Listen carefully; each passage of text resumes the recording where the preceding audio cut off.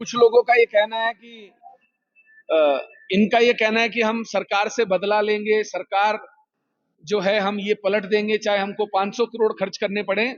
तो मैं इनको इतना कहना चाहता हूं, हमारे सरकार से मतभेद हो सकते हैं, मनभेद नहीं है, और राज्य के प्रति हमारी निष्ठा में कोई कमी नहीं है। कोई भी व्यक्ति उत्तराखंड राज्य की तरफ आंख उठाकर देखेगा तो मिट्टी में मिला दिया जाएगा। गुप्ता बंधुओं के बारे में समय समय पर उत्तराखंड में किसी न किसी बात को लेकर चर्चा जरूर हुई, लेकिन दुनिया में उनके क्या कारनामे हैं इसकी यहां पर जानकारी किसी को नहीं थी। ओली की शादी दुनिया ने देखी, लेकिन जो वो 391 क्विंटल कचरा छोड़ गए थे जो उत्तराखंडी बाद में साफ करते रहे।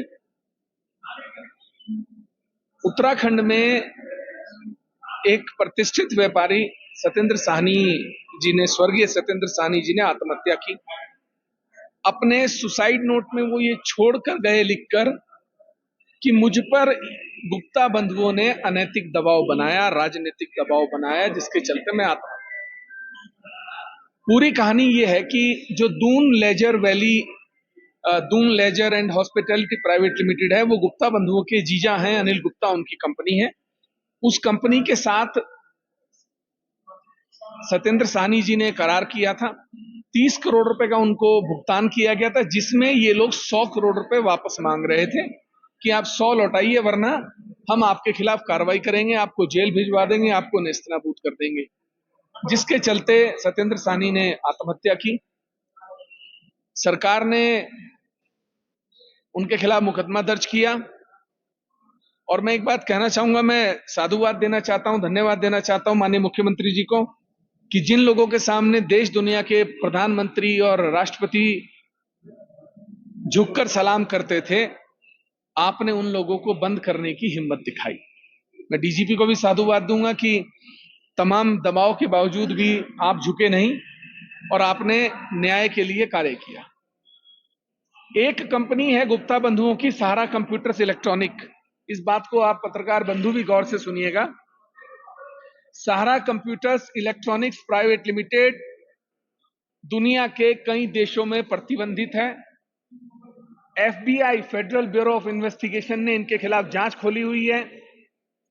ब्रिटेन में इनके खिलाफ जांच है, दुबई में इनके खिलाफ जांच है, और साउथ अफ्रीका में पूर्व chief justice supreme court south Africa के अध्यक्षता में जोंडो आयोग, रेमंड जोंडो हैं जो पूर्व चीफ जस्टिस हैं, उनकी अध्यक्षता में आयोग बनाया गया और ये लोग दोषी पाए गए।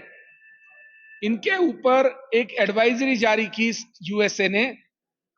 उन्होंने उस एडवाइजरी में साफ साफ कहा कि गुप्ता बंधु स्टेट कैप्चर करने के माहिर हैं, इनको हम अपने देश में प्रतिबंधित करते हैं, आने से ब्लैकलिस्ट करते हैं।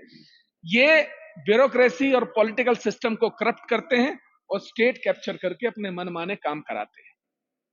सहारा कंप्यूटर्स इलेक्ट्रॉनिक्स लिमिटेड कई जगह मनी लॉन्ड्रिंग के आरोपों में इनके खाते सीज हैं।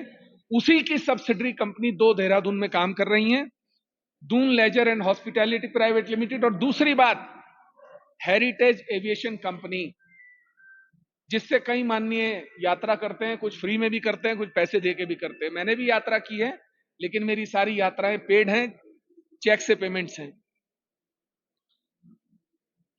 वो कंपनी आज जनपद के हर जिले में काम कर रही है।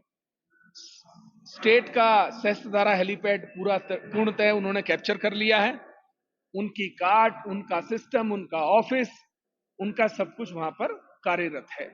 तो मैं ये कहता हूं कि ये जो मनी लॉन्ड्रिंग करके पैसा कंपनियों में लाकर उत्तराखंड में काम किया जा रहा है, इन गुनाहगारों की पनाहगार उत्तराखंड को नहीं होना चाहिए। इन लोगों को पनाह नहीं देनी चाहिए, इन लोगों को नेस्तनाबूद किया जाना चाहिए। इनकी कंपनियों के खिलाफ सीबीआई और ईडी की जांच होनी चाहिए। इसके अलावा 2010 से लेकर 2018 तक गुप्ता बंधुओं के जीजाओं का जलवा चाहे कोई पार्टी हो उसमें भी रहता है, और जीजाओं का जलवा उत्तराखंड में भी है। उनके जीजा के पास वाई श्रेणी से लेकर जेड श्रेणी की सुरक्षा तक रही। अजय गुप्ता, टोनी गुप्ता, अतुल गुप्ता, तीनों के पास जेड श्रेणी की सुरक्षा रही। जो सुरक्षा माननीय मुख्यमंत्री और महामहिम महोदय के पास है, वो सुरक्षा भी 2018 तक इनके पास रही। ये 2015 के और 16 के जियो के अनुसार राज्य के विशिष्ट अतिथियों में रहे। इन्हें श्रेणी 3 का दर्जा दिया गया कि जब भी उत्तराखंड के प्रवास पर आएंगे, श्रेणी 3 पर के राज्य अतिथि होंगे। इसके अलावा इनको समय समय पर हर तरीके की सुविधा सरकार देती रही। सबसे बड़ी बात, जिस समय इनके खिलाफ रेड कॉर्नर नोटिस था दुनिया में, ये दुनिया की रेड कॉर्नर नोटिस जब भी जारी होता है जब आप इंटरपोल आपके खिलाफ जारी करती है,